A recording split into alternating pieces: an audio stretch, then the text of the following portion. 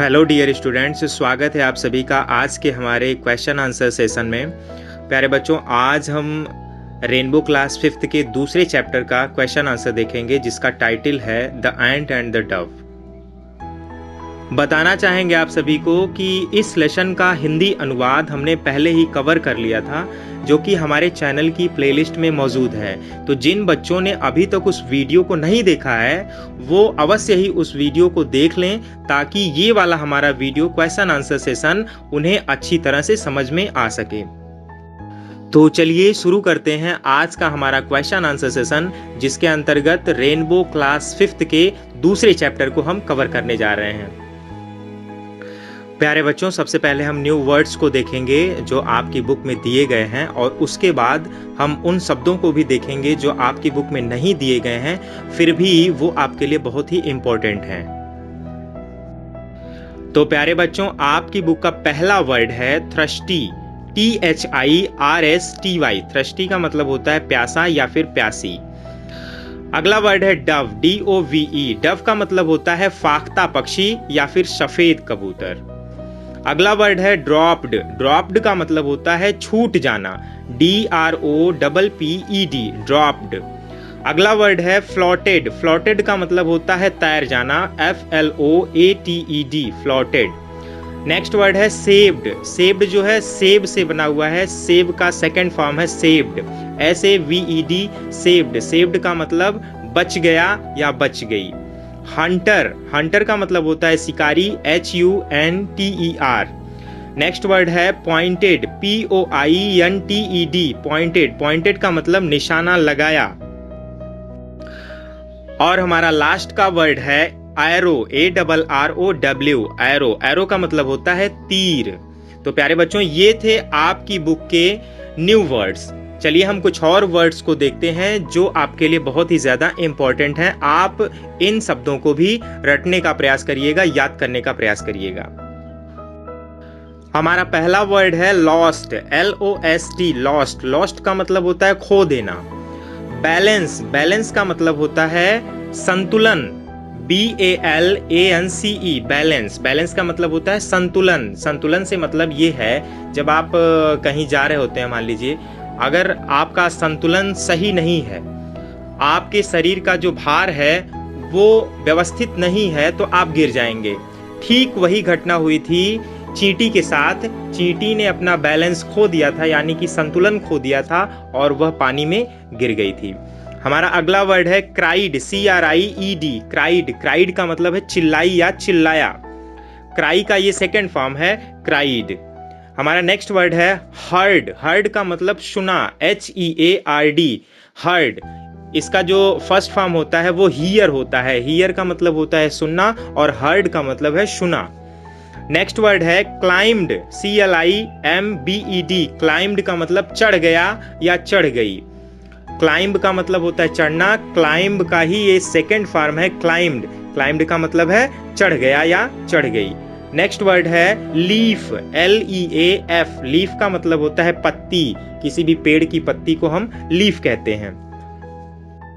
हमारा अगला वर्ड है river bank, RIVERBANK, river bank. River bank का मतलब होता है नदी का किनारा।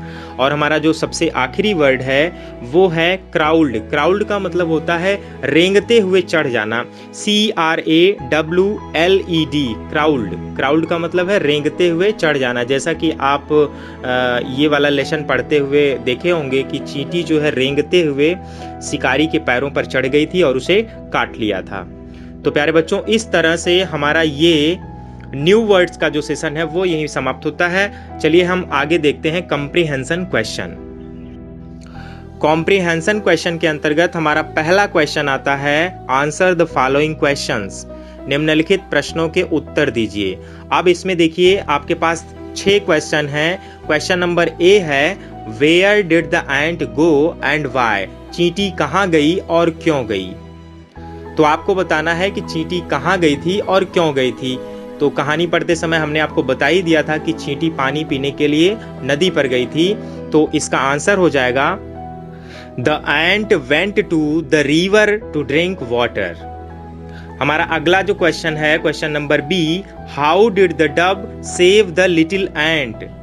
डव पक्षी ने छोटी चींटी को कैसे बचाया या उसकी जान कैसे बचाई? तो इसका आंसर हो जाएगा, to save the ant's life the dove dropped a big leaf into the water. चींटी की जान बचाने के लिए डव पक्षी ने पानी में एक बड़ी सी पत्ती गिरा दी थी। तो इसी तरह से चींटी की जान डव पक्षी ने बचाई थी। तो इसका आंसर यही होगा। हमारा अगला क्वेश्चन है, who wanted to kill the dove? Dove पक्षी को कौन मारना चाहता था? तो जैसा कि हमने ये भी बताया था कि शिकारी जो है वो डव पक्षी को अपने तीर के द्वारा मारना चाहता था। तो इसका आंसर हो जाएगा, the hunter wanted to kill the dove. हमारा अगला क्वेश्चन है, why did the ant bite the hunter? चींटी ने शिकारी को क्यों काटा? तो इसका आंसर हो जाएगा, the ant bites the hunter to save dove's life. Dove पक्षी के जीवन को बचाने के लिए चींटी ने शिकारी को काटा। हमारा अगला क्वेश्चन है, question number E, what is the moral of the story? इस कहानी से हमें क्या नैतिक शिक्षा मिलती है? मॉरल का मतलब होता है नैतिक शिक्षा, अर्थात ये कहानी हमें क्या सीख देती है? तो इसका आंसर हो जाएगा, अ friend in need is a friend Indeed is the moral of the story. जो व्यक्ति आवश्यकता में आपकी सहायता करता है, वास्तव में वही आपका मित्र होता है। इस कहानी से हमें यही शिक्षा मिलती है।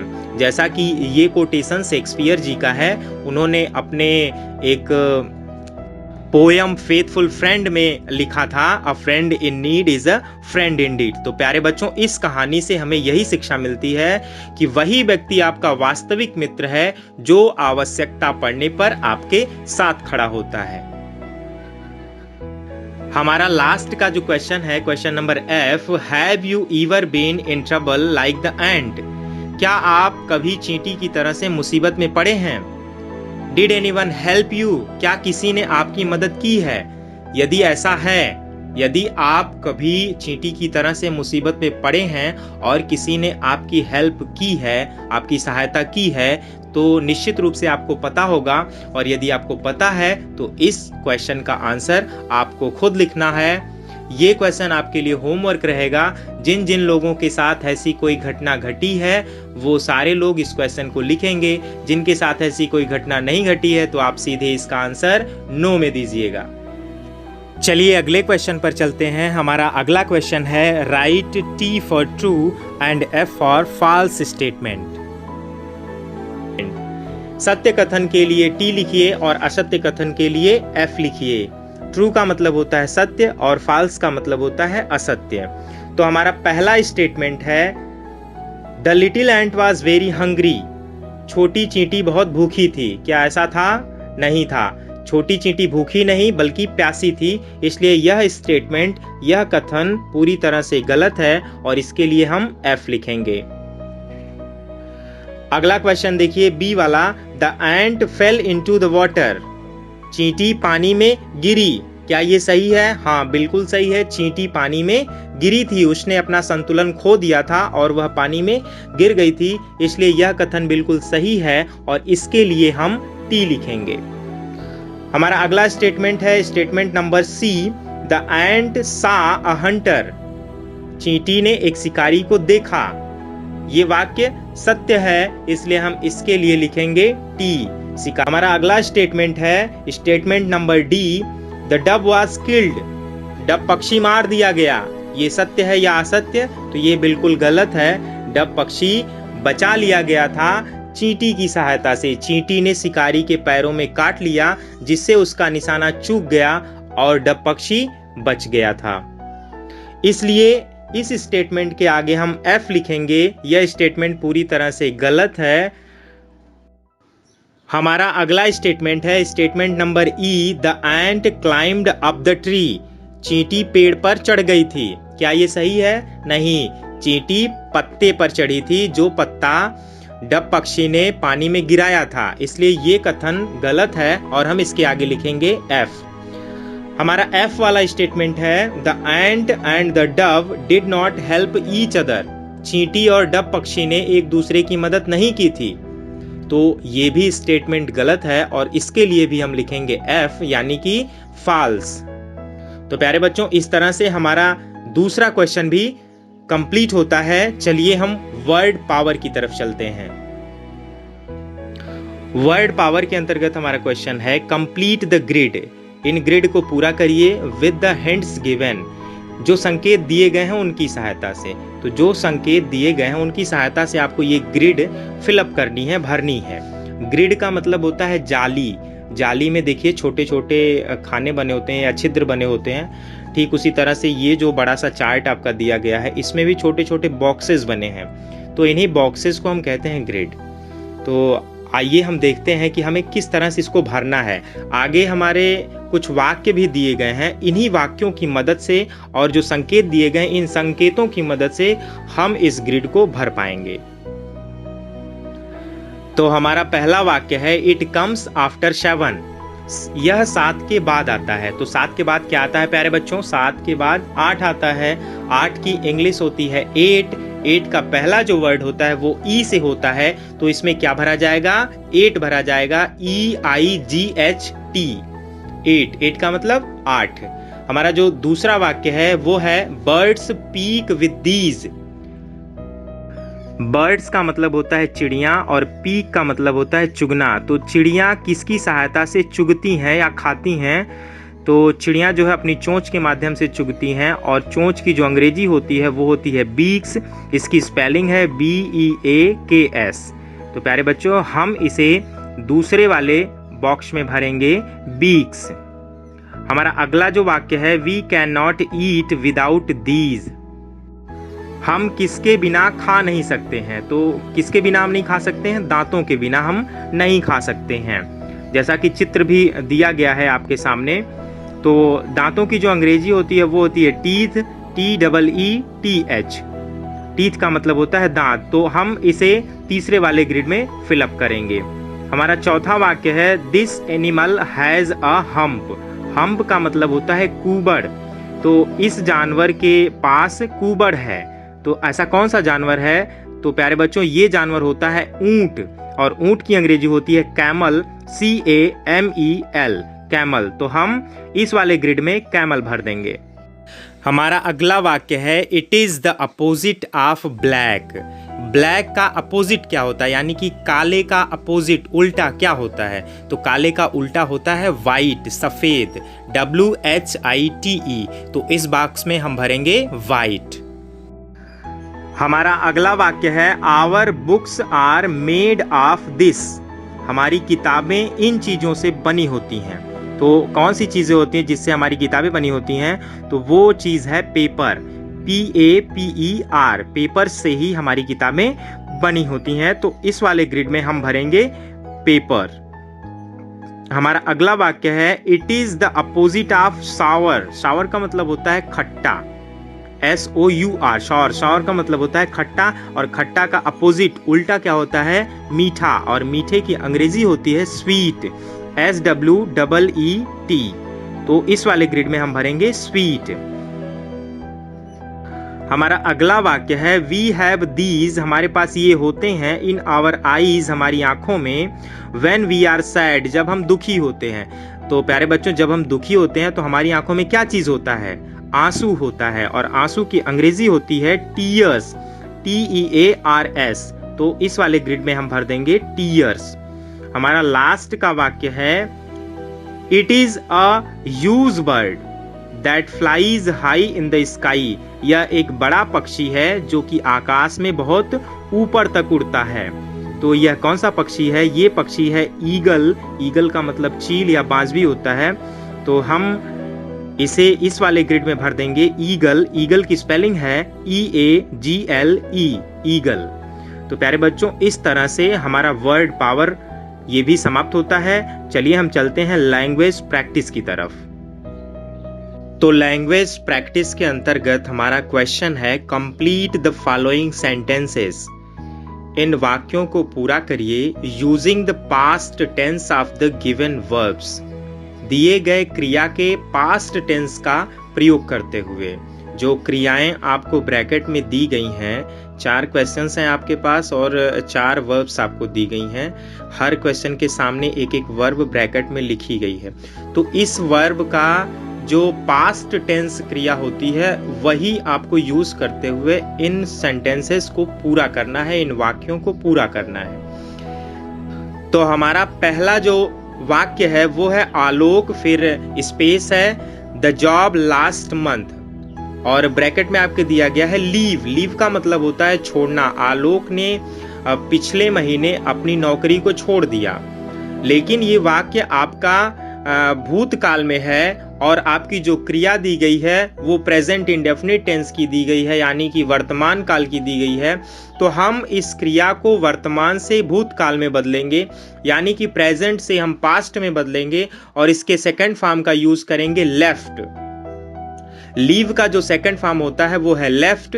हम यहाँ पे लीव के बजाय लेफ्ट भरेंगे और वाक्य हमारा बनेगा Alok left the job last month. Alok ने पिछले महीने अपनी नौकरी छोड़ दी। हमारा जो दूसरा वाक्य है वो है प्रीति, फिर खाली स्थान हर पेन इन द स्कूल और ब्रैकेट में दिया गया है लूज। प्रीति ने अपनी कलम स्कूल में खो दी। अब हम इस लूज का सेकेंड फॉर्म बनाएंगे, इसको पास्ट टेंस में चेंज करेंगे और इसका पास्ट टेंस बनेगा लूज का लॉस्ट। तो हम इस खाली स्थान में भरेंगे लॉस्ट और हमारा वाक्य हो जाएगा Preeti lost her pen in the school. Preeti ने अपनी कलम विद्यालय में खो दी। ठीक इसी प्रकार से हमारा तीसरा वाक्य है बरखा, फिर खाली स्थान हर होमवर्क एट 5 o'clock और ब्रैकेट में दिया गया है फिनिश। फिनिश का मतलब होता है पूरा करना, अर्थात वाक्य का जो अर्थ बनेगा वो ये है बरखा ने अपना गृह कार्य 5 बजे पूरा किया। अब ये वाक्य आपका पास्ट टेंस में है, इसलिए हम वर्ब को भी पास्ट टेंस में चेंज करेंगे और जब हम इसे पास्ट टेंस में चेंज करेंगे तब यह फिनिश से फिनिश्ड में बदल जाएगा और हमारा वाक्य हो जाएगा Barkha finished her homework at 5 o'clock। Barkha ने अपना गृह कार्य 5 बजे पूरा किया। ठीक उसी प्रकार से हमारा आखिरी वाक्य है चौथा वाक्य सुनील, फिर खाली स्थान his books on the table yesterday और ब्रैकेट में दिया गया है कीप। कीप का मतलब होता है रखना। तो कह रहा है सुनील ने अपनी किताबें कल मेज पर रखी। अब यस्टरडे का मतलब होता है कल, यानी बीता हुआ कल। अब कीप जो है वो हमारे प्रेजेंट इंडेफिनिट टेंस में यूज की जाती है और प्रेजेंट इंडेफिनिट टेंस के लिए हमारा ये वाक्य भी प्रेजेंट इंडेफिनिट टेंस में होना चाहिए था, लेकिन हमारा जो वाक्य है वो पास्ट इंडेफिनिट टेंस में है, इसलिए हम कीप को पास्ट में बदल देंगे। तब हमारा कीप केप्ट में बदल जाएगा और हम इसे यहाँ पे भरेंगे और हमारा वाक्य बनेगा Sunil kept his books on the table yesterday. Sunil ने अपनी किताबें कल मेज पर रखी। तो प्यारे बच्चों, इस तरह से हमारा लैंग्वेज प्रैक्टिस भी यहीं समाप्त होता है। हमारा अगला क्वेश्चन है एक्टिविटी। गतिविधि के अंतर्गत आपको एक क्वेश्चन दिया जा रहा है draw the pictures of this story on a chart paper and colour it. आपके लिए ये क्वेश्चन है कि इस कहानी के पिक्चर को, इस कहानी के चित्र को आप जो है एक चार्ट पेपर पर बनाइए और उसे पेंट करिए, उसे कलर करिए। तो प्यारे बच्चों, ये आपका काम है, ये आप चार्ट पेपर पर बनाएंगे और इसे अपने अपने क्लासेस में, अपने अपने कमरों में लगाएंगे। तो इन्हीं के साथ हमारा आज का क्वेश्चन आंसर सेशन यहीं समाप्त होता है। हम आपसे मिलेंगे अगले वीडियो में। हमारा अगला वीडियो होगा लेसन नंबर 3 पर, जिसका टाइटल होगा इन द जू। तो प्यारे बच्चों, बने रहिए आप हमारे साथ। हमारे चैनल को सब्सक्राइब करिए, वीडियो को लाइक करिए और ज़्यादा से ज़्यादा इसे शेयर भी करिए ताकि दूसरे बच्चे भी हमसे जुड़ सकें। तो इन्हीं सारी बातों के साथ आज के लिए दीजिए हमें इजाज़त। मिलते हैं आपसे अगले वीडियो में, तब तक के लिए गुड बाय।